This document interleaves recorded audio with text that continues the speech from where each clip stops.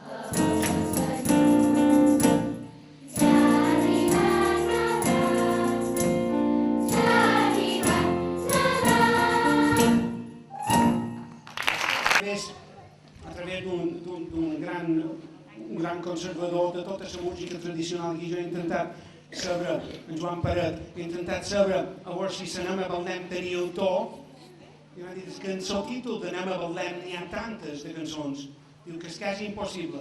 La primera vegada que nosaltres l'escoltàrem a l'escola de música va ser a l'Iglesi, a Sant Cervera, i que es cantava la nit de Nadal. És una cançó ja tradicional. Nosaltres, des del primer dia que la vàrem sentir, la vàrem incorporar a l'escola de música i sempre l'hem tingut dins el repertori. Sempre que hem fet Nadales hem incluït aquesta cançó. Na Margalida Nebot ens va passar una partitura que l'havia transcrita, crec que el mestre Montserrat, i nosaltres, clar, la melodia la conservàrem i l'harmonia tampoc no se va traginar del tot. En Robin Ventura l'ha arreglat una mica, però tampoc no han tocat de més la cançó. Li han conservat l'aire tradicional.